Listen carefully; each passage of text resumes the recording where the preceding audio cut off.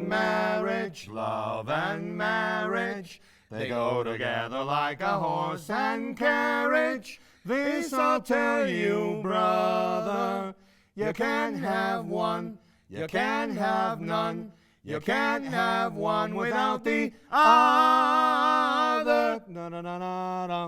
No, sir. Esto es Hic et Nunc, aquí y ahora y siempre, en todas partes y en la vida futura, el café de nadie. Donde caben todos. Y vamos a hablar hoy sobre Carlos Monsiváis con el cronista y narrador Fabricio Mejía Madrid.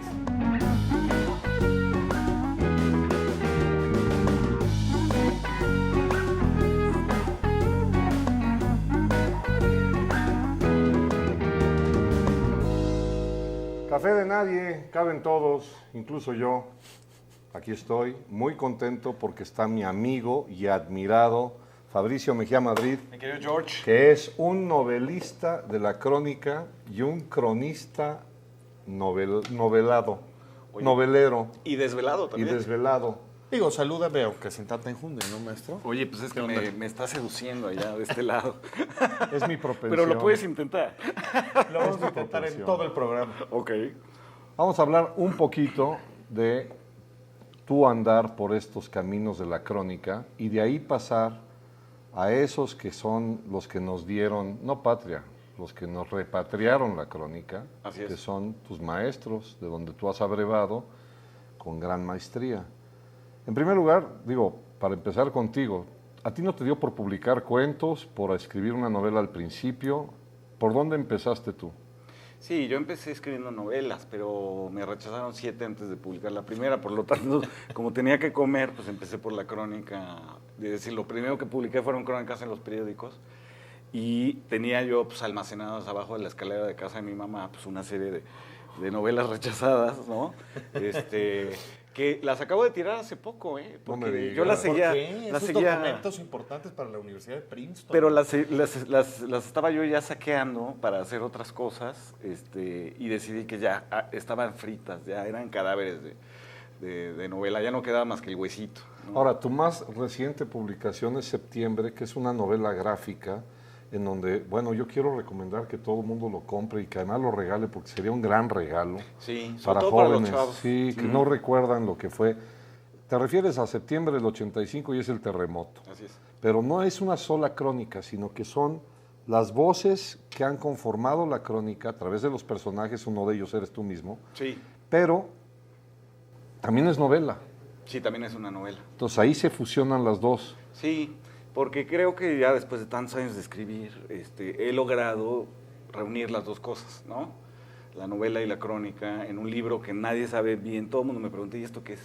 ¿No? Pues crónica novelada, les digo, porque por decirles algo. Disparos en la oscuridad es mucho más allá que un testimonio desgarrador y bastante impresionante de un personaje siniestro que se llamó Gustavo Díaz Ordaz, en donde también sucede lo mismo, porque Así no es es. novela, No, es novela con crónica, Exacto. hay datos y sí existió. tiene dos partes, digamos. La parte que son 50 días de 1977, donde renuncia a la embajada española Díaz Ordaz, de México en España, le descubren el cáncer, no tiene a quién decírselo, pues está solo, como todos los expresidentes, o casi todos. Con una Con su alberca y... guardia mayor, ¿no? Pero bueno, Con digamos, su en soledad sí, relativa. con ¿no? un general del Estado Mayor presidencial que lo lleva y lo trae a todos lados, le aguanta todo. y una alberca llena de hojas secas. Una alberca llena de hojas secas en Ajijic, Uf, en Qué Jalisco, patético. en el lago de Chapala. Si yo llego a eso, mátenme. Y bueno, la parte de la novela es esa, y la parte de la crónica es que hay flashbacks, se cuenta desde que nació en Oaxaca y no en Puebla. No en Puebla. Hasta, digamos, lo culminante sería el 2 de octubre, como se decide el 2 de octubre. Echeverría, él y García Barragán lo deciden desde las oficinas, y esa parte es pura crónica, es decir, ahí sí hay una investigación histórica de fondo, digamos, incluso un poco tortuosa, ¿no? Porque muchos de los personajes ya murieron, ¿no? Entonces... fue complicado, pero ahí están juntas en ese libro, digamos, que se llama Disparos en la Oscuridad. ¿Y cómo resultó tu entrenamiento o gimnasio de la crónica? Dices que, y confiesas, 7 libros, 7 novelas, puestas en el congelador, ¿no? Y después publicas 3 libros de crónicas. ¿cómo, en dónde ves la línea que divide, digamos, la investigación de la ficción, o cómo haces que ese proceso sea, que se retroalimente de una manera más interesante y más acabada, sobre todo en tus últimos libros, justamente? Sí, lo que pasa es que yo he descubierto que a mí las personas no me interesan, ¿no? Y la vida de la gente tampoco. Me interesan los personajes y me interesan las tramas, ¿no? Y entonces, cuando en una crónica, cuando en una investigación histórica no me está dando la persona a un personaje, pues ahí es donde entra el novelista, digamos, ¿no? Y entonces, claro, en el caso de estos libros de Díaz Ordaz, etcétera, de los que siguen, ya platicaremos de los que siguen, porque hay uno sobre Televisa, etcétera, en ese pero lo hago explícito al lector, ¿no? O sea, ¿no? Esto no sabemos cómo fue, yo no estuve en el velorio de Azcárraga Milmo, por ejemplo, o en el caso de cuando se decide matar a los estudiantes en 68, yo no estuve en la oficina de Díaz Ordaz. Entonces ahí hay conjeturas y hay sugerencias, ¿no? Qué bueno que llegaste a ese punto. Te voy a decir por qué. Yo estaba pensando, fíjense, yo soy un enfermo, pero estaba pensando en Bernal Díaz del Castillo. Ah, bueno. Ajá. El origen de la crónica en México es al mismo tiempo el nacimiento de la novela. Así es. Y al mismo tiempo es nuestro primer gran libro de historia, que además lo tituló Bernal La historia verdadera. Así es. Así, No para más. que nadie lo cuestione. No más. Pero es evidente que este hombre no pudo estar en Amecameca por la mañana y en la tarde en Tlatelolco. Yo lo intenté y me estaba perreando un señor en el Metrobús y en lugar de bajarme en Manacar me seguía hasta el Caminero. Nos vamos a ver mañana. Es el metrosexual. El metrosexual, el que tú has definido. Se va a quedar conocido esperando. como Pino Suárez. Exactamente. Bueno, el origen de la crónica llevaba a algo de ficción, como decía Lichi. Las crónicas y los ensayos que más le gustaban a Eliseo Alberto es en donde caía un poco de lluvia. Ah, qué bonito. La lluvia del acontecimiento o de la peripecia. Y que solo ¿no? te consta a ti que está lloviendo. Exacto. No necesariamente el meteorólogo dice que llovió. Te voy a hacer una postilla a lo que dice Lichi. En Igbo, el idioma que hablan en Nigeria, presentar testimonio se dice, dígame dónde cayeron las gotas de lluvia. De veras. Y entonces yo lo que les decía a los alumnos de crónica es, no necesariamente uno tiene que saber dónde cayó cada gota, pero te presentas empapado. ¿no? Ah, claro, qué bonito. ¿No? Entonces es ahí donde resuelves, digamos, ¿por qué no puso tal detalle? Bueno, pues porque no lo sé. Sí, bueno, pero es una estoy selección empapado, y una ¿no? edición, gracias a la mirada literaria, de un aspecto de la realidad. Todo es Exactamente. pormenorizado y microscópico. Bueno, y en una nota tangencial, de ahí el peinado de Bora Milutinovic cuando dirigió a la selección de Nigeria, que parecía empapado. Parecía empapado, exactamente. Bueno, a ver, dijiste a los alumnos de crónica, tú has dado talleres, has impartido cursos. Básicamente la crónica es un texto que tiene una duración. Hay un principio y un final. Así es. Y el relato va, de acuerdo con Cronos, a cómo te fue a ti en ese baile. Exactamente. Entonces, no solamente es el personaje que tú inventas, sino el personaje que ya eres tú. Sí, claro. Sí, además una crónica tiene que tener pues, los hechos, la fecha y los nombres. Eso sí no te lo puedes inventar. ¿no? Claro. Es decir, es como una...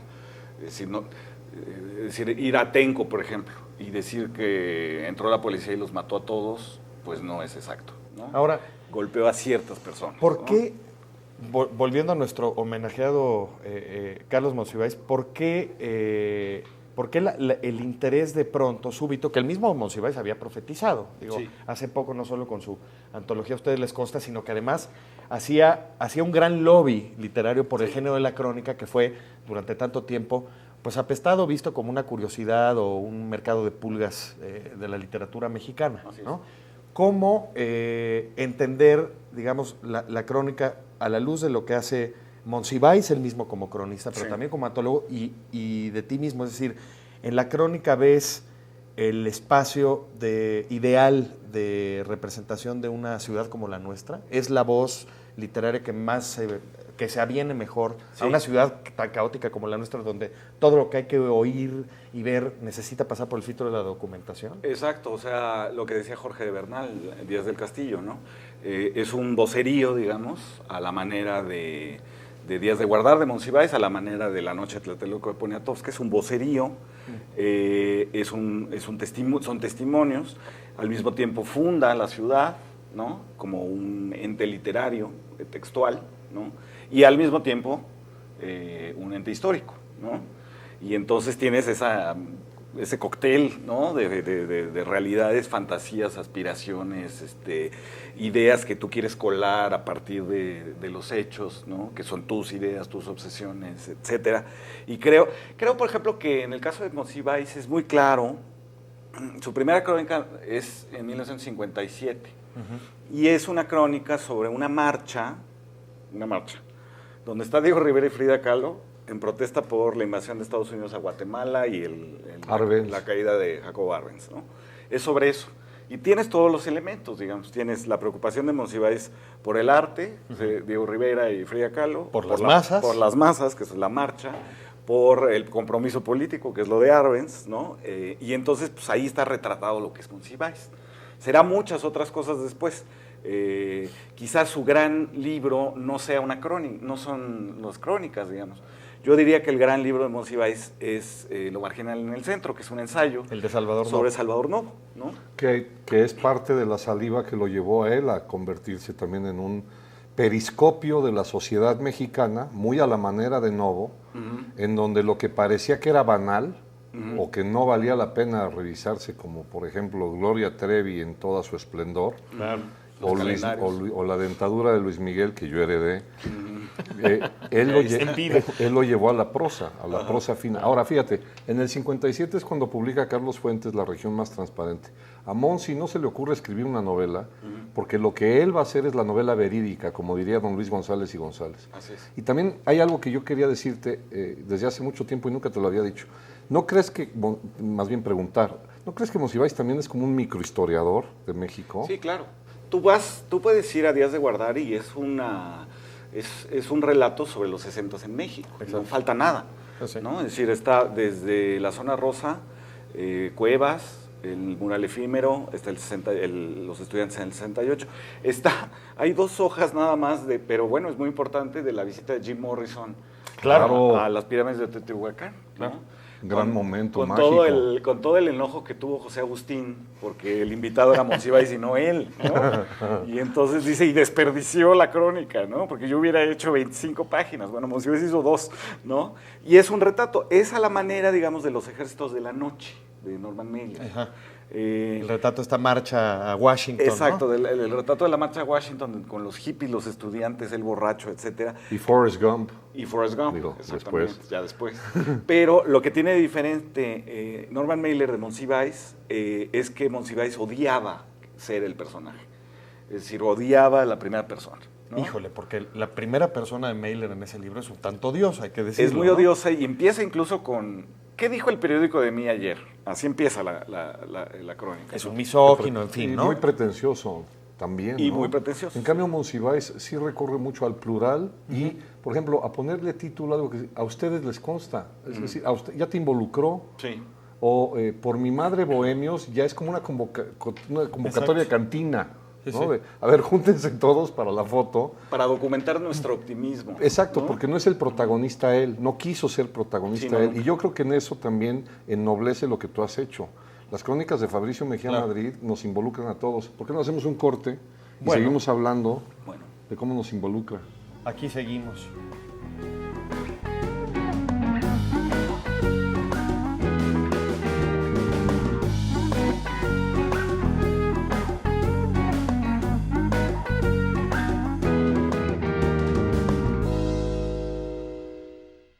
Seguimos en Café de Nadie con el omnipresente Fabricio Mejía Madrid, hablando del género omnipresente por antonomasia que es la crónica, y justo nos quedamos en el corte anterior en cómo la crónica, y especialmente la de Monsiváis, desde luego que la tuya, pero cómo engloba las voces, y esto es incluso muy evidente en la manera tan sui generis de titular y subtitular, que es enorme, es casi una incontinencia verbal, pero que retrata muy bien la manera en la que leemos textos aislados en los espectaculares, la manera Los en la que se hacen encabezados los de los rotativos y periódicos. exactamente. Entonces, ¿cómo se congrega esa voz multitudinaria o se trabaja esa polifonía que Monsiváis detecta muy bien a partir de eso? Es decir, la manera en la que Monsiváis hace olvidable o pasajero todo ese título para entrar en la materia del texto, porque es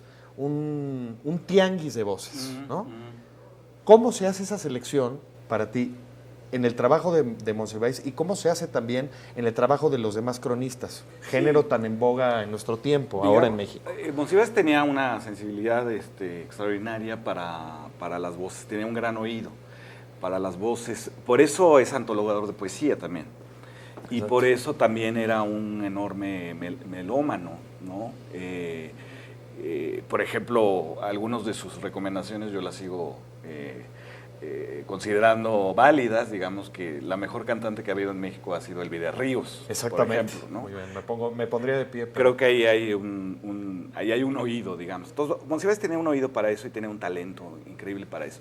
En el caso de Elena Poniatowska, yo hablaba con Monsiváis de La noche de Tlatelolco, que es un libro bien difícil de hacer. Es decir, son miles de páginas de entrevistas de las que tú obtienes una criba de párrafos. Una criba de párrafos, incluso algunos de una línea, Sí. ¿no? Es decir, a mí mi papá me pegaba porque traía el pelo largo, ¿no? Punto.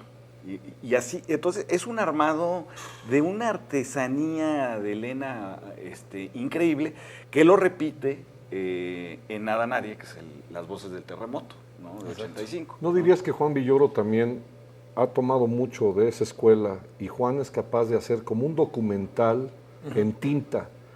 Lo que estamos hablando no es un largometraje en donde los personajes tienen un guión, sino lo que estamos hablando es cuando vemos un documental sobre un Exacto, hecho, es un documental. y entonces de pronto ves a alguien diciendo algo, una voz, se ve una acción, hay hechos Exacto. y hay palabras. Palabras y reflexiones, ¿no? Juan, yo creo que tiene un gran oído, y por eso también se dedica al teatro, ¿no? A hacer obras de teatro. Tiene un gran oído para el aforismo, ¿no? Es lo que... Si a la mitad de un artículo de Juan de Reforma encuentras 10 súper aforismos. Es que Villoro es la reencarnación de Lichtenberg, Exactamente. que él ha traducido. Ahora, Te Monsiváis, voy a decir que dice Poniatowska de Villoro, ¿no? ¿Qué dice? Es el único escritor mexicano capaz de hablar durante 2 horas de algo que no sabe. lo cual lo Cállate honra. que estuvo en este programa. Lo No, cual bueno, lo yo honra. tendría que reconocerlo. No, es un mérito. Y Monsiváis Claro. yo creo que era capaz de inventarte el albur, aparte de registrar todos los posibles. Entonces, no es el aforismo canónico, académico, sino que es la chispa del populis. Exactamente. Y no sé si en tus conversaciones con Monsiváis él te comentó cómo acumulaba eso. Lo iba guardando en un folder, lo tenía en la cabeza. Tenía la cabeza. Seguro, lo Lo seguro. tenía en la cabeza. Yo la última conversación en serio que tuve con él, que duró 1 hora y media, fue en Cartagena de Indias. Le querían presentar a Martin Amis y él me agarró del brazo y me dijo, vamos por un café. No quería conocer a Martin Amis. Y entonces nos fuimos a al café del hotel y estuvimos haciendo un juego que hacíamos por teléfono, pero lo hicimos cara a cara, que era, sin decir de qué escritor estábamos hablando, empezábamos a imitar no la voz ni los gestos, No frases. sino las frases que podría haber dicho. Qué maravilla. ¿No? Y entonces me acuerdo que se acercaba Carmen Boullosa, se acercaba, ¿no? Otras personas, se sentaban, no entendían absolutamente nada de lo que estábamos hablando y no entendían por qué nos carcajeábamos de la manera que nos carcajeábamos, ¿no? Y eran como cosas sobre la vida privada, de la infancia, de no voy a decir de quién, que tenía que planchar ajeno para mantener a su hermano, no sé qué, y eran puros sobreentendidos entre nosotros dos. Y yo, la verdad es que fue como la gran conversación final, digamos, que tenía que tener con Carlos, que era pues pura chunga, ¿no? Pero que retrata también muy bien la manera de hacer crónica de Monsiváis, el pastiche, el patchwork, ¿no? Exacto. La manera en la que se integran voces de distintísimos niveles. Como tejer una colcha. Exactamente. Es como agarrar estambres de distintos colores. Exacto. Y de pronto hacerlos alamares. Pero eso te hace un testigo privilegiado de la realidad. Y te vuelve un escritor entrañable, porque lo que quería decir es que a diferencia de los novelistas, los cronistas son muy queridos. Monsiváis platicó en la Feria del Libro de Miami cómo lo asaltaron una vez en un taxi, pero diciéndole, usted disculpe, maestro. Ahora, no lo dejaron de asaltar. Sí, lo Es decir, asaltaron. lo sí. asaltaron, Lo habían asustado. pero le pidieron una disculpa. Sí. Los cronistas son entrañables, porque son la voz colectiva, se vuelven la voz colectiva. Exacto, y además te piden, digamos, la gente, cuando vas, por ejemplo, hace unos años que fui yo a registrar el huracán de Cancún, ¿no? Que en cuanto llegué me di cuenta que Televisa no había salido del cuarto de hotel y grababan todo por la ventana.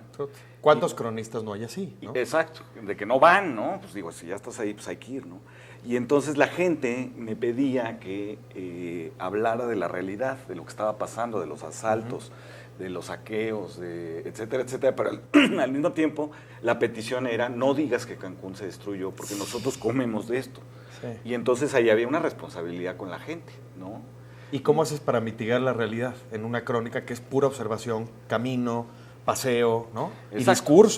discurso público de lo que está ahí. O sea, por ejemplo, en ese caso, por ejemplo, quien nos acogió a mí y a un fotógrafo en su casa, que fue desinteresadamente, pues me dijo, yo no quiero que pongas como vivo, ¿no? Es decir, que tengo el refrigerador sobre la mesa, que la alfombra está podrida, ¿no? Que mi gato se murió en el huracán, no pongas esas cosas. Entonces yo lo respeté, digamos, porque hay toda una discusión, el otro día lo hablábamos con Villoro, ¿no?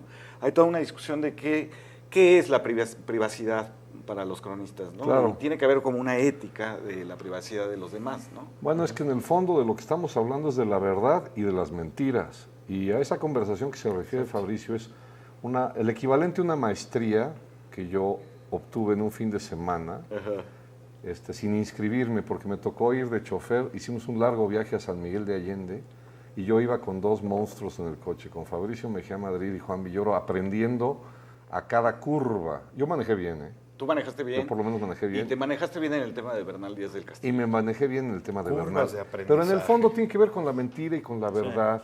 Y el cronista tiene que tener una especie como de duya, en donde tú metes todo al cono con el que decoras el pastel, pero tú te das cuenta cuando alguien te dice un chisme que no es verificable, que no vale la pena meterlo en tu crónica. Y luego que hay detalles que en realidad van a demeritar Exactamente. la crónica. Exactamente. Un mal cronista es el que pone todo, ¿no? Exacto. Porque se resulta farragoso y aburrido leerlo, ¿no?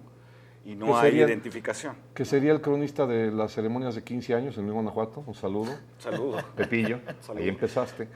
Sí, serían los malos cronistas deportivos, por ejemplo. Los que quieren englobar todo, decir cada Decir jugada. cada jugada es un exceso, ¿no? Pues es que Mejor además, le quitas el sonido. digo, si lo estuviera viendo nada más Borges y Stevie Wonder, pues sí, hay que decirles qué está pasando. Y Ray Charles. Ray Charles, ¿no? José Feliciano, pero como si tú estás viendo la jugada, ¿por qué te la tienen que narrar? No, tiene que aportar otras cosas, ¿no? Por eso el gran héroe de Juan es Ángel Fernández, ¿no? Que pues había inventado cosas como que CCCP, ¿no? Que era el Cucurú, compa- cucú, era cucú, paloma. cucú, Y paloma. compañeros, cuidado con Pelé. Y compañeros, cuidado con Pelé, ¿no? Que era CCCP, era como se llamaba la Unión Soviética en cirílico, digamos, ¿no? Entonces, de alguna manera, se editorializa la realidad. Lo digo porque, o la realidad acaba tomando la horma del estilo del cronista. Lo digo porque de pronto pensamos que es una panoplia tan interminable que uno termina haciendo una selección rigurosa, pero en realidad, en los mejores cronistas, la realidad termina pareciéndose al estilo, milagrosamente, por supuesto, al estilo de estos autores. En Monsiváis, por ejemplo, la realidad tiene un sinnúmero de oraciones subordinadas y de una adjetivación y de una cantidad de textos, de discursos, de voces verdaderamente interminable. Y en Villoro es más sintética, por ejemplo, Sí. ¿no? Por ejemplo, en Monsiváis más aforística. lo que sucede es que hay casi libre asociación de ideas, parece una libre asociación de ideas, por el uso del cómo, ¿no? Y entonces, una frase típica de Monsiváis sería la manifestación como espectáculo, el espectáculo como realización de sí misma, la realización de sí mismo como... Una respiración, algo exacto, así. es como Porque una de pronto respiración. también mete metáforas. Y mete metáforas y etcétera, pero va haciendo como una línea de todo lo que puede ser un mismo hecho, pero dice cómo, porque no es exactamente, ¿no? Ya. A lo que se está, es todo eso, es la suma, pero es mucho más que eso, ¿no? Hay un común denominador en los cronistas que a mí me gusta leer, entre los cuales estás tú, te aprovecho para decírtelo. Excelente. Era el momento de decírtelo. Excelente, positivo. Que es el humor, que es muy distinto a hacerse el chistosito. Exacto. Entonces, en esa categoría estaba Monsiváis, desde luego, y está Jorge Ibargüengoitia. Exactamente. Ahora, yo quiero aprovechar para celebrar, por si no lo sabían, Fabricio Mejía Madrid, tú acabas de publicar un libro en España. Sí.